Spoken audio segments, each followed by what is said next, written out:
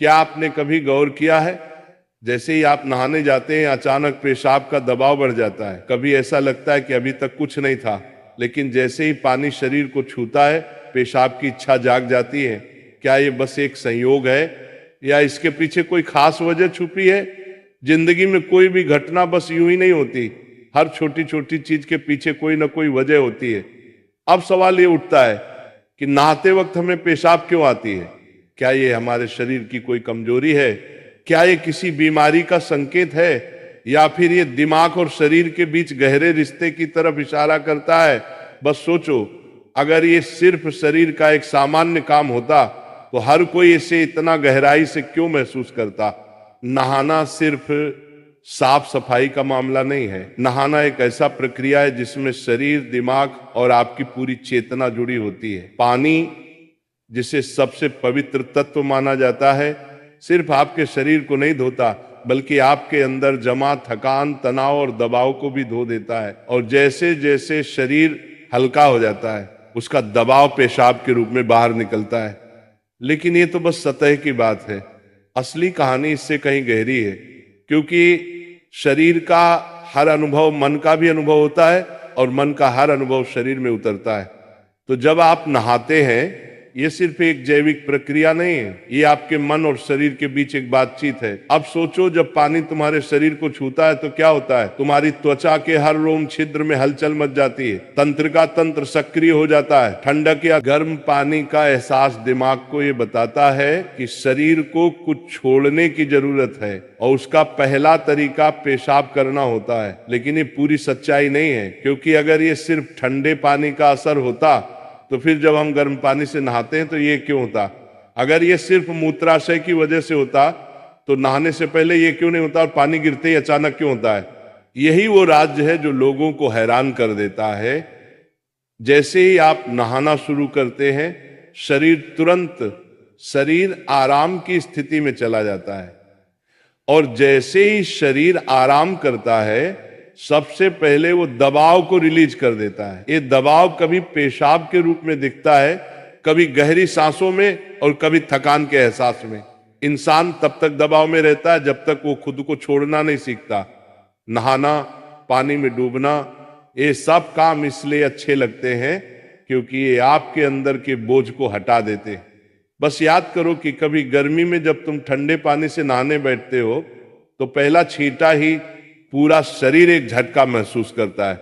उस झटके में शरीर कुछ देर के लिए नियंत्रण खो बैठता है और नियंत्रण खोने से इच्छा पैदा होती है। अब आप सोचेंगे कि क्या ये हर किसी के साथ होता है?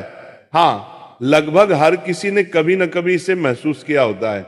लेकिन फर्क ये है कि कुछ लोग इसे सामान्य समझकर भूल जाते हैं और कुछ इसके पीछे छुपे राज की तलाश शुरू कर देते हैं। और जो तलाश शुरू करता है वो जिंदगी के असली ज्ञान के करीब पहुंच जाता है। क्योंकि यहाँ एक नाजुक बात छुपी है। पानी और पेशाब दोनों एक ही तत्व से बने होते हैं। जब पानी बाहर से शरीर को छूता है तो शरीर के अंदर पानी का तत्व भी प्रतिक्रिया करता है। यही प्रकृति का संतुलन है, ये एक अनुनाद है। शरीर और प्रकृति के बीच रिश्ता आईने जैसा होता है। जो कुछ बाहर होता है वो अंदर भी परिलक्षित होता है। तो जब बाहर का पानी तुम्हारे शरीर से मिलता है तो अंदर का पानी यानी पेशाब भी बाहर आने को बेचैन हो जाता है।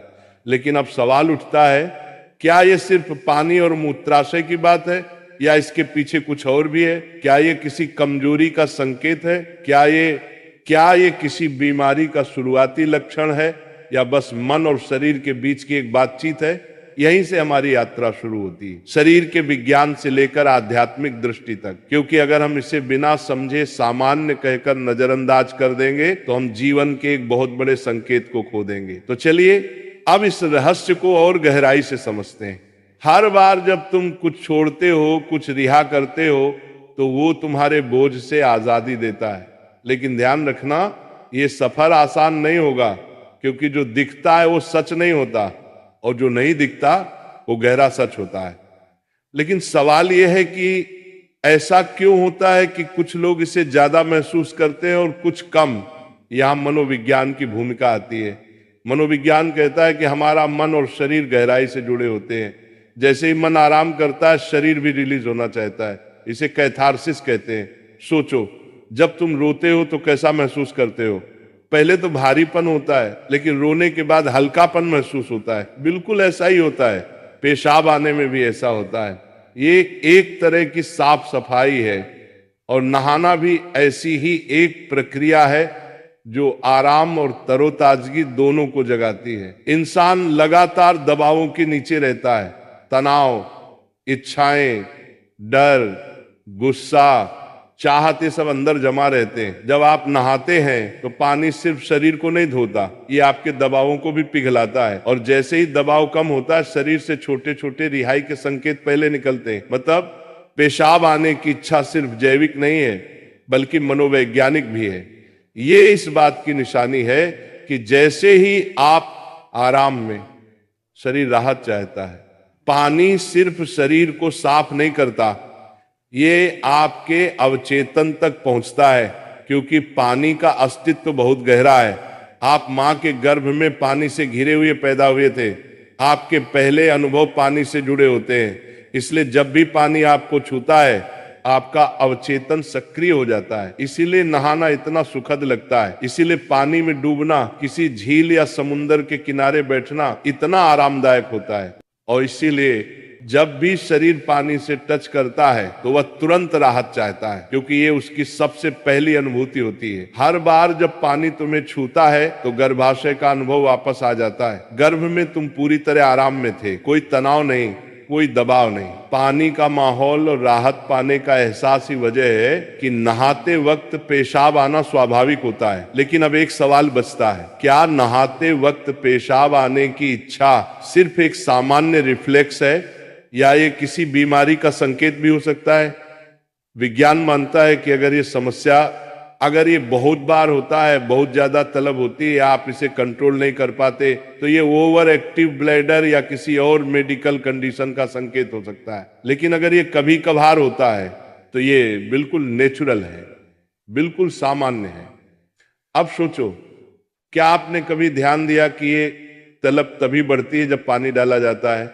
मतलब यहां ट्रिगर पानी है, और पानी सिर्फ शरीर को नहीं छूता, बल्कि दिमाग और सबकॉन्शियस को भी। तो असली सवाल यह है कि क्या आप इसे बस एक प्रॉब्लम मानकर नजरअंदाज कर देंगे, या इसे एक संकेत के रूप में लेंगे कि दोनों शरीर और मन को आराम चाहिए, हल्कापन चाहिए, आजादी चाहिए। हर तरह की रिहाई सिर्फ जैविक नहीं होती, ये आध्यात्मिक भी होती है। आपको छोटे छोटे रिहाई के मौके दिए गए हैं ताकि आप एक बड़े रिहाई की तरफ बढ़ सकें। पेशाब, आंसू, हंसी, ये छोटे रिहाई के तरीके हैं, लेकिन ध्यान सबसे बड़ी रिहाई है। मतलब अगर आप समझ पाओ कि इच्छा क्यों आती है, तो ये सिर्फ एक शारीरिक अनुभव नहीं रहेगी, बल्कि ध्यान की तरफ एक कदम बनेगी। चलो अब नाम जप करते हैं राधा रानी का, तो मेरे साथ बोलेंगे, राधे राधे, जय राधा रानी की जय, राधा रानी की जय, राधा रानी की।